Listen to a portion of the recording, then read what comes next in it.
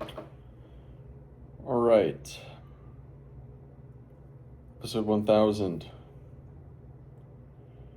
This is the same day as I'm recording this. Um, yeah, yesterday I got some food with family celebrating my grandma's birthday, and basically, like, typically don't eat that late, and I've been actually eating extremely clean. But I was eating pizza, and yeah, there's just something about you know socializing a little bit without restraint. Um, sharing a meal, even though it's not typically what I would eat. There's something special about that. Uh, Being a human, done that twice actually in the last week or two. Um, Eating later than I would have normally, and in the past I just wouldn't have eaten anything or eaten a very light, steamed vegetables or something. But I just kind of tried it out. Slept like shit. I will say that. It was completely fragmented, hot, uncomfortable. Yeah. I don't like eating late. I don't like eating junk food or food that I don't typically eat. But there's there's some benefits and drawbacks to everything, and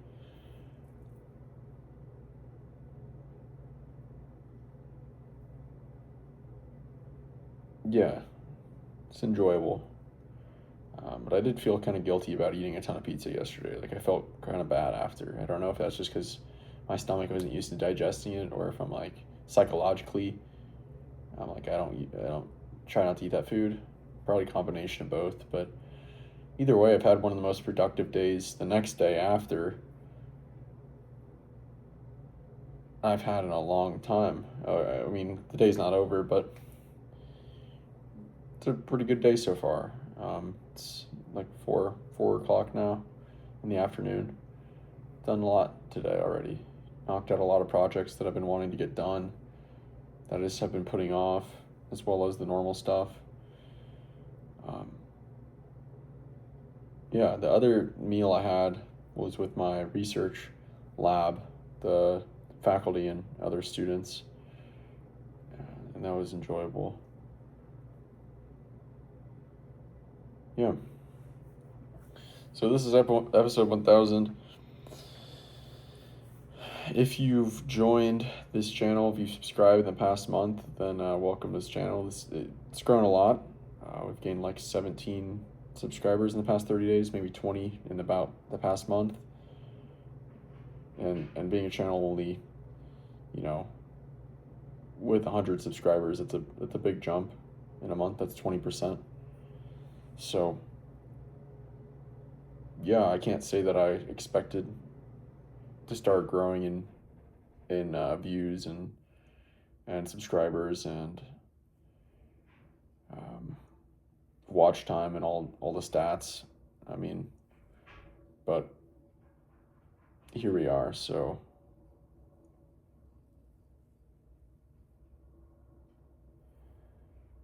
yeah, this is the near the end of this semester. I've only been taking one class this semester, computer science one in the lab. I started doing academic research on AI, more specifically natural language processing and knowledge reasoning and representation, and continue to grow my business, Dark Horse Media, this semester. Next semester, I'll be taking a full schedule of classes, and with that comes the minimization of everything outside of school and work. So I'll probably be not doing much outside of work and school. Recently, been reading with ChatGPT, active recall, quizzing, uh, going through a book or two a day.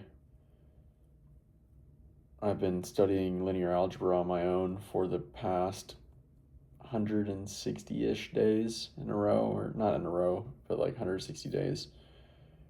Missed a few days here and there, I think, but guitar for the past 2.5 months, probably, maybe 3 at this point. That stuff will probably be minimized. And with this YouTube channel, I'm kind of at a similar crossroads where I don't know if I'm gonna have time to be uploading 5 episodes a day, or any at all.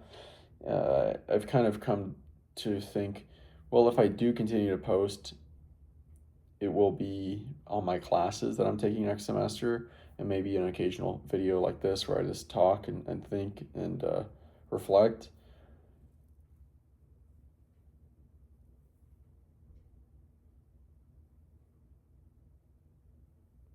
But yeah, because it's gonna be a lot of schoolwork, research, and work on the business.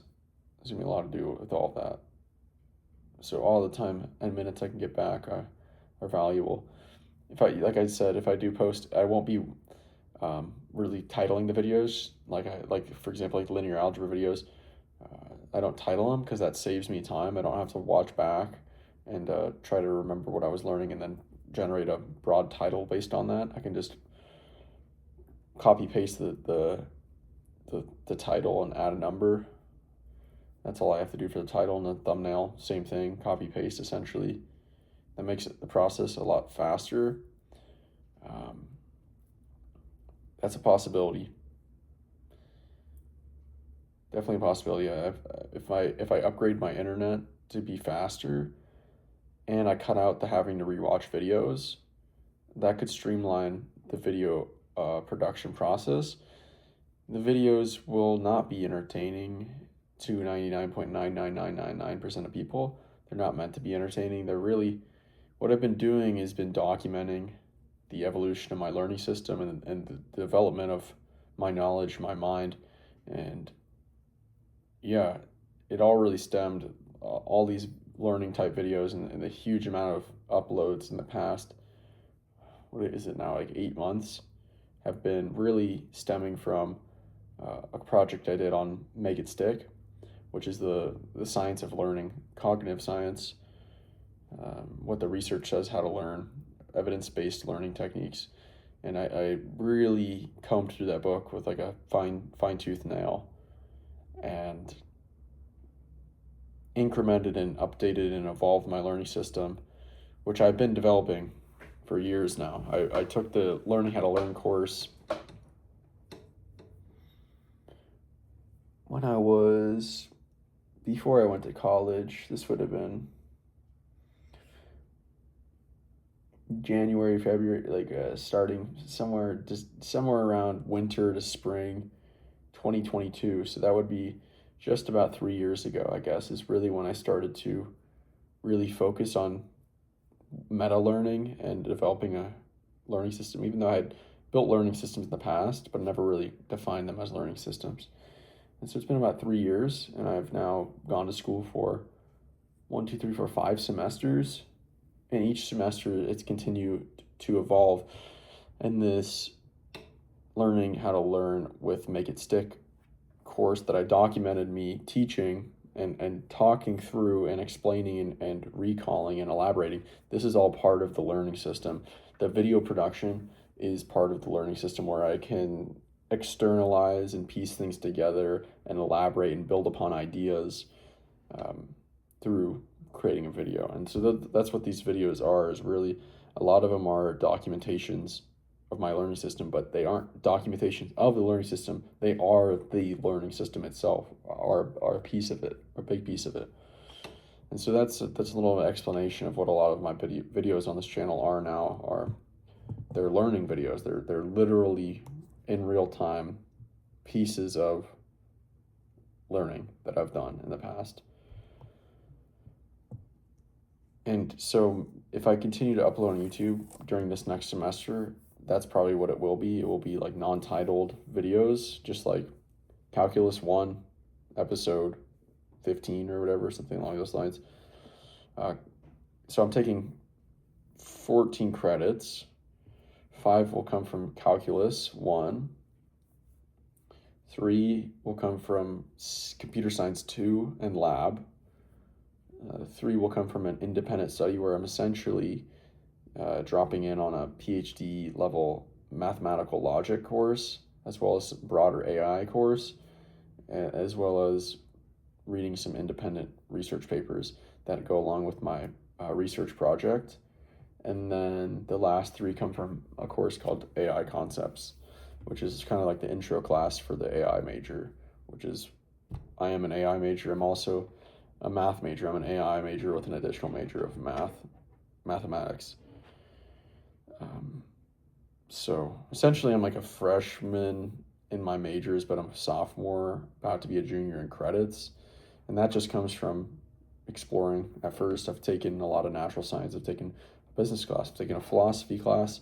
I mean, I took bio, I took chem, I took physics, I took neuro 1 and 2, I took a intro stats class, took a 2 personal development classes, I took a PE class, I took, is that about it? That's just about it. 2 computer science classes. Yeah, and then a handful of labs. And I was basically a liberal arts major, and then I transitioned when I moved from community college. After 2 semesters to a university, I became a neuroscience major, and then this last semester I switched to AI and math. I think that's really where I specialize and zone into. That's kind of my strengths, my interests, my passions, how I think algorithmically and mathematically. Yeah, so those are the classes, the research. I'm gonna experiment with a new wind down routine. I've realized recently that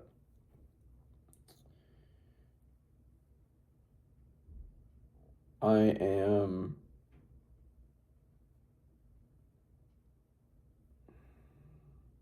very goal driven and very goal oriented and focused on goals and pursuit of things in everything I do, from the moment I wake up to the moment I go to bed, and all the routines I build. And so it's actually very hard or difficult for me to build like a wind down routine where like I'm turning my brain off to go to get ready for bed. And so what I've thought is really the only time I experience that, one of the only times I regularly experience that is in like a warm shower. And so my idea now is, instead of my wind down routine being like dim red light and that's it, and do whatever I want during that dim red light time, which right now I'm reading research papers, doing some simple math like pre-algebra type math, and reading fiction, which I'm about to just finish up the Lord of the Rings series. Kind of make the wind down routine more about the shower. And I ordered a red light bulb for my bathroom for at night. Red light bulb. Ideally, I'd like to play some like brown noise if I can get like an MP3 player or a CD player or something. Non-screen based, so there's no lights, and just have some brown noise. But right now, just dim red light, warm shower, 20-minute shower, like fully let the muscles relax, brain zoned out, like relaxing, and then get out. Basically, that's it. After I get out, dry off and like go to bed. That's kind of the idea right now.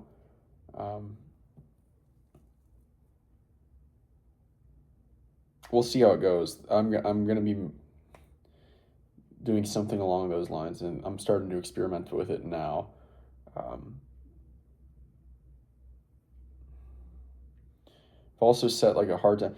What I realize is I'm really good at keeping the same bedtime and wake up time. Really good, like 99.9% accuracy. But for whatever reason, like the cutoff for like the red light wind down time, it hasn't been set so well, and it's always like, some nights I'm 30 minutes, some nights I'm an hour, some nights I'm 5 minutes, some nights I'm 45 minutes. It's not like as consistent as I am with my bedtime, and I've been wanting to do that. And so, now with a clear like shower, I can be like 9:30, I get in the shower, I shower till like I'm ready to get out, get out, dry off, go to bed. Um,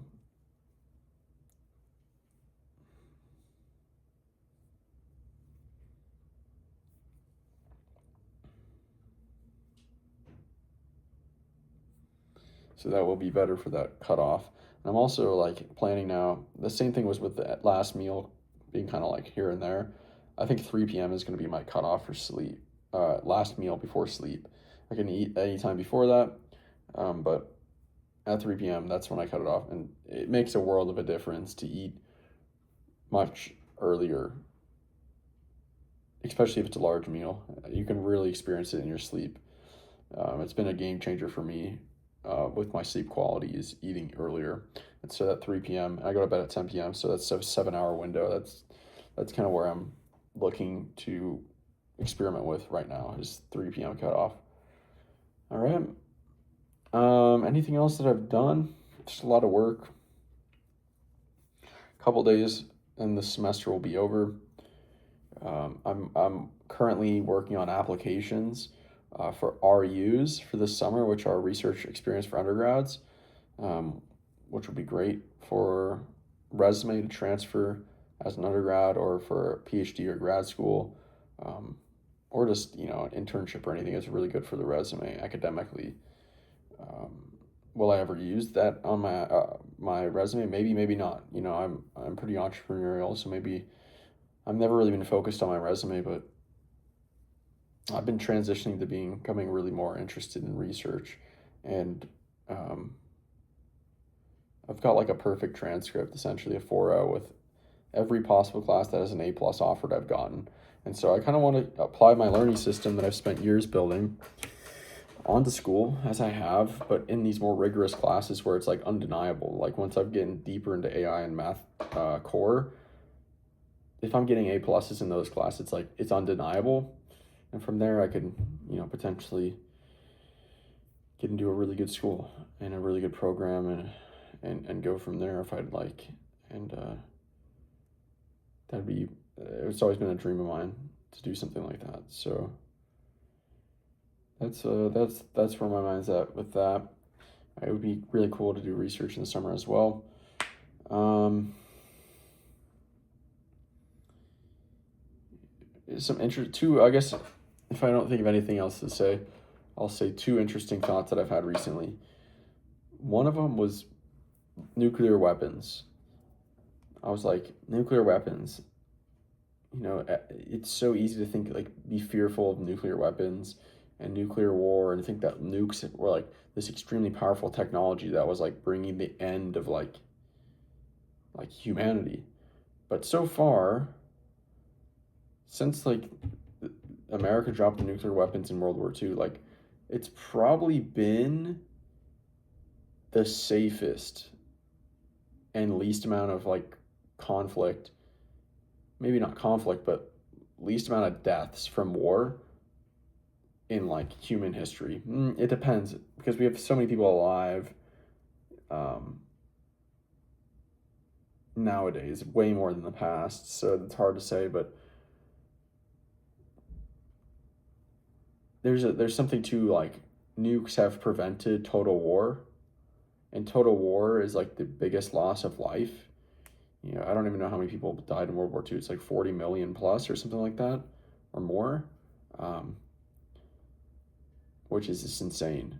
And so we haven't had a World War II since the nukes dropped. Is that a coincidence? I don't think so. I think nukes have like basically stopped that from happening. Assured destruction of everyone has prevented total war. And so there's like an irony where it's like this extremely powerful technology that we're like, this is going to be the end of the world, has actually probably done the opposite and stopped a lot of like unneeded war and death. There's still been plenty of wars, but yeah, it's not just always black and white. And that's just a thought I've had.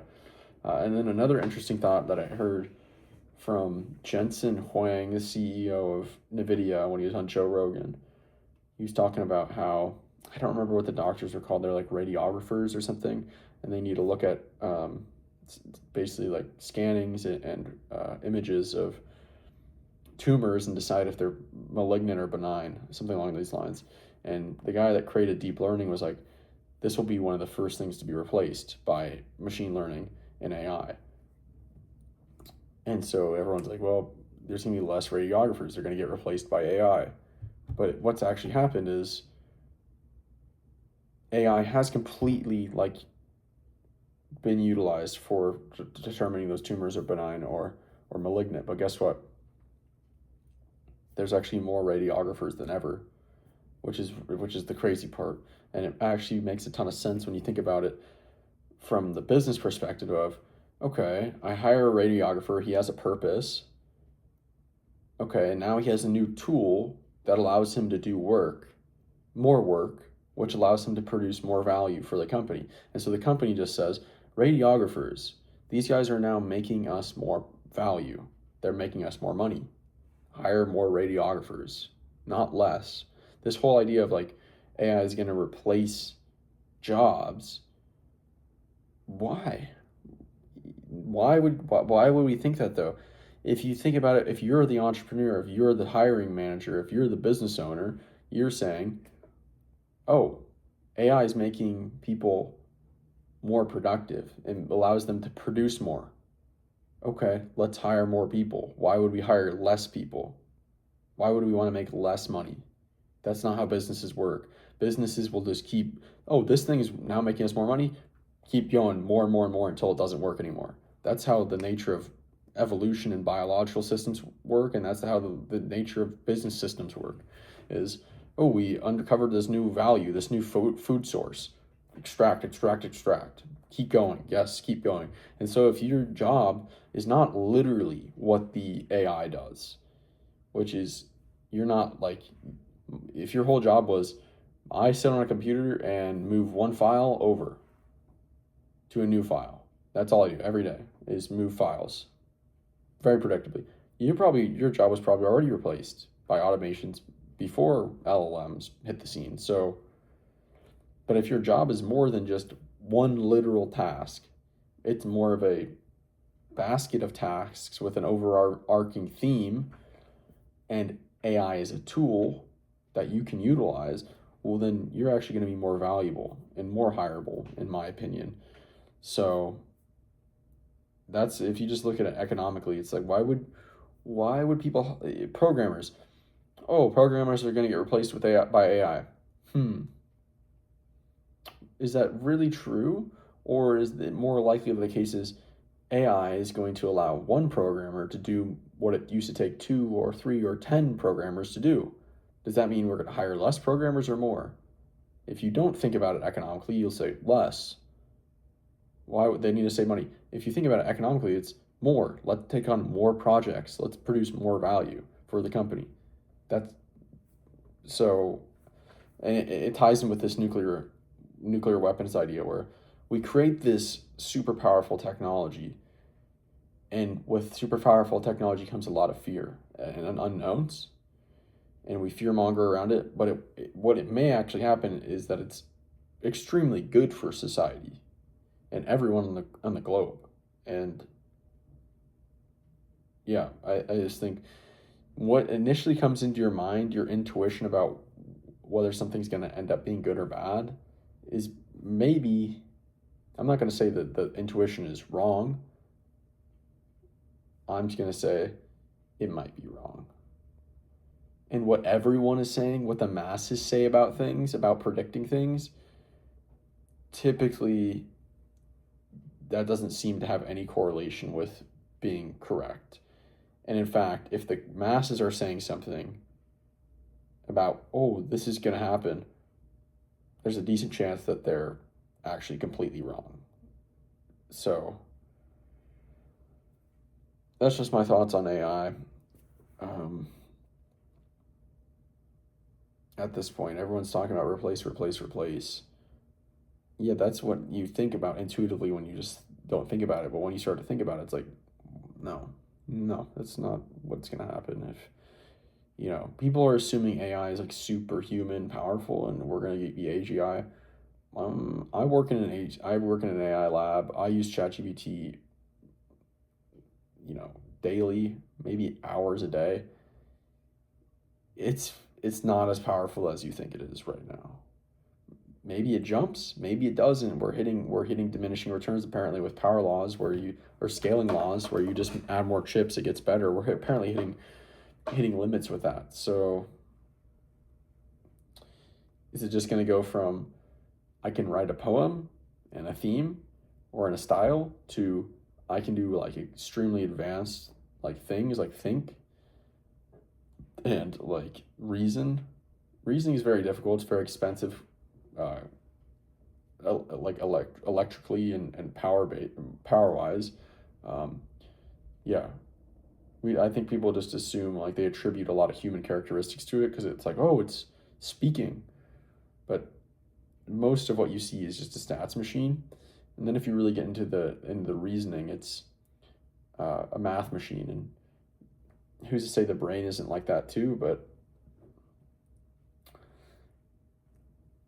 the brain is still a lot more advanced, in my opinion, in my understanding of physics, of neuroscience, of chemistry, of biology, computer science. So will it ever be so advanced that it's going to replace people? Maybe if it becomes autonomous. If it really becomes like AGI and you don't need a human to wield it, but that's not in the foreseeable future. Does that mean it can't be in the foreseeable future in a year or in a month? No, but at this time, that's where it stands. So,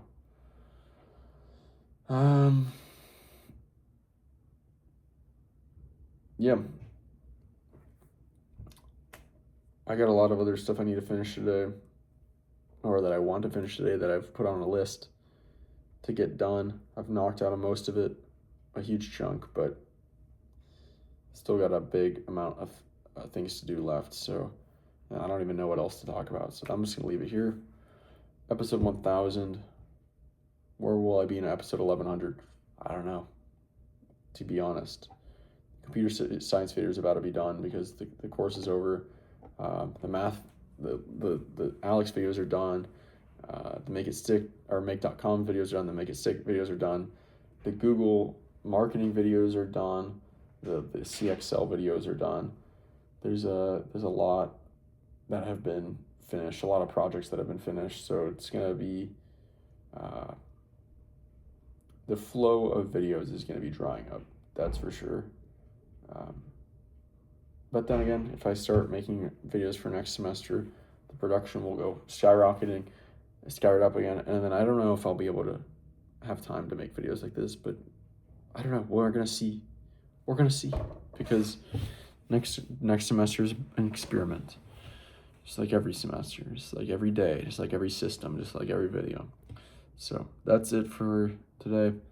Talk to you later. See ya.